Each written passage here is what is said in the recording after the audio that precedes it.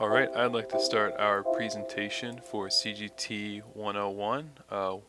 We will be covering technical directors within animation. First, let's look at what is a technical director. They encompass all parts of the animation pipeline. These things include visual development, storyboarding, modeling, rigging, animation, texturing, character effects, hair and cloth simulation, lighting, and compositing. Within each of these sections, there are also technical directors that focus primarily on those things, um, but they all work together eventually. Here we'll be showing you the Pixar animation pipeline. This is a very diverse pipeline. Pixar is considered one of the holy grails of computer-generated animation. Here you can see that they have 5 different pipelines that work together.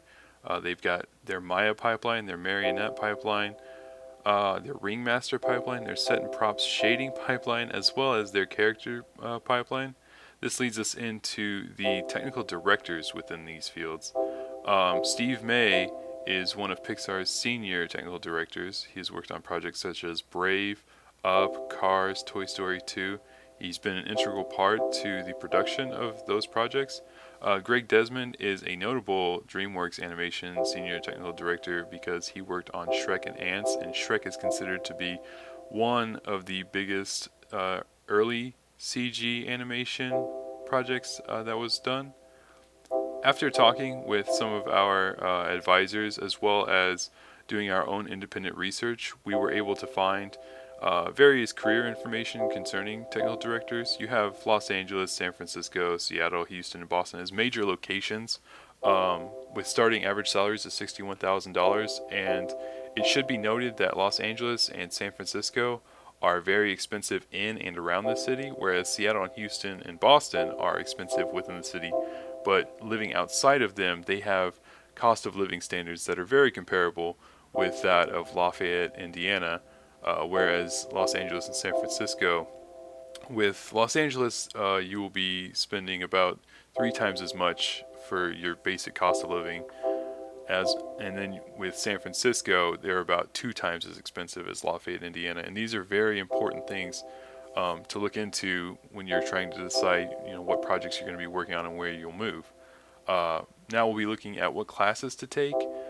With CGT, all these courses are within the animation track, so you should be pretty familiar with them. 241 is the Intro to Computer Animation, with a requisite for CGT 116 and CGT 211, followed by CGT 340, which is Digital Lighting and Rendering for Computer Animation, which requires a prerequisite of CGT 241, and then you have CGT 341, which requires 340.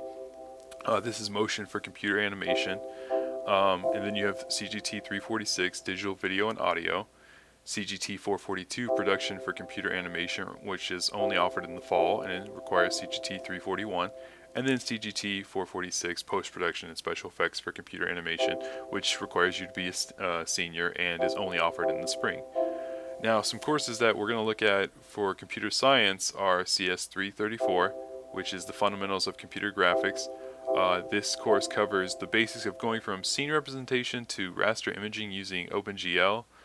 You'll be using things such as coordinate manipulation, perspective, basics of illumination and shading, different color models. It's got a lot of coding that's very helpful for CGT students and will give them an extra edge once they graduate. CS 381 is the introduction to the analysis of algorithms. This will help students be able to understand how to make tools that can help them in different areas. It's just the basic understanding of algorithms within coding. And then there's CS 434. This is advanced computer graphics programming. You'll be learning a lot of things such as rendering effects like fog, fire, smoke, fractures, scene complexity management, how to kind of organize things, 3D modeling as well as advanced character animation, just a lot of really core concepts that are within the animation track, and these are very helpful for technical directors because they'll be leading various groups and they'll have to know how to interact with these people on a programming level or how to make tools for the less technically inclined. But following that, you have your miscellaneous classes like OLS 388, And this is a leadership through teams course, and it's pretty self-explanatory how this is important. You'll be leading a team, so therefore you'll need to know how to guide them throughout the project, but you also have to interact with other teams. So knowing how to lead your own team as well as interact with others will be a huge advantage as a technical director. A lot of technology-based professionals lack communication skills, and having this communication skill set will really give you an edge. And then you have Management 323. It's an introduction to marketing analysis. As a technical director, you'll be wanting to be able to know what audience you're targeting and how different aspects such as things like even music playing in the background will affect your customer base, as well as what kind of animation styles appeal to the target audience you're going towards. Then there's also the art and design classes. 233 is electronic media studio. It's got more of those production value classes. You take it earlier on. It kind of gives you a better foundation as to what you'll be dealing with. And then you have AD 304, which is video art. It's an introduction to digital video. It's more of the same as 233, but it will just give a further understanding, and you'll also be making a lot more projects that you'll be able to put in your portfolio to show where your animation skills have come from and what they've changed and how they've changed throughout the years.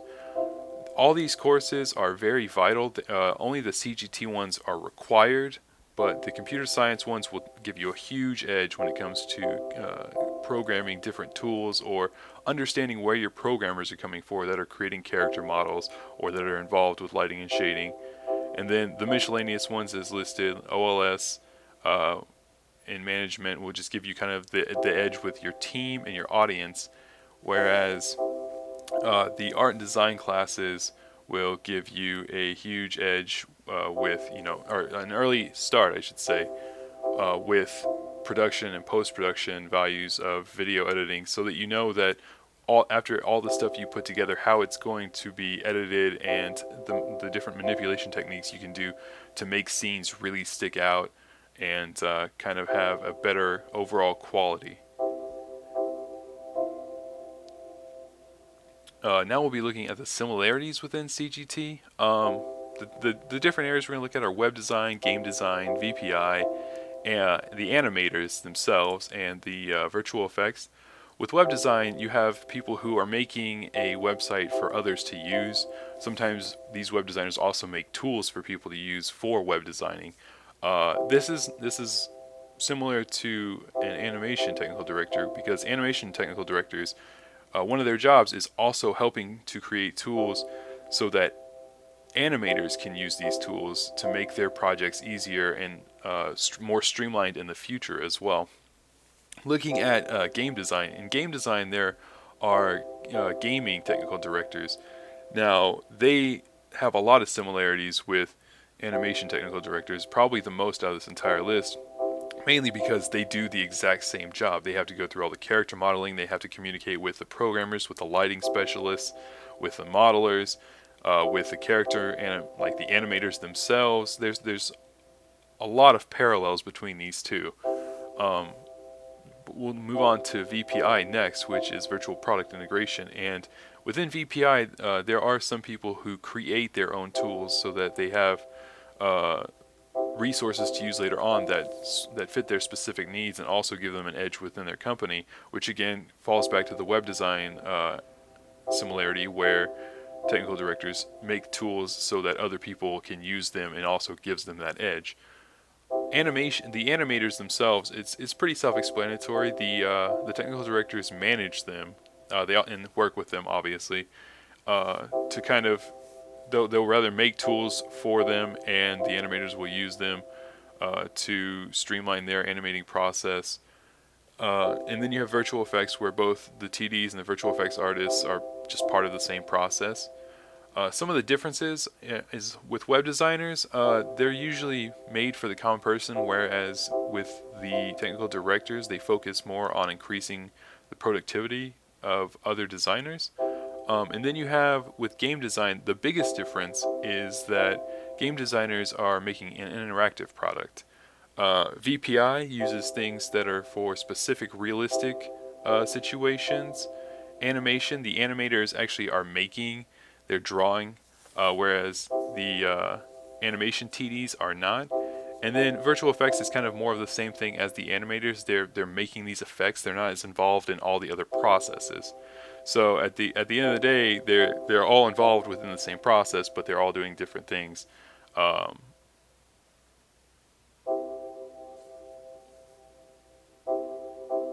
and this will conclude our presentation. Here are some of the references we used within our project. So thank you for your time, and I hope you enjoyed the presentation.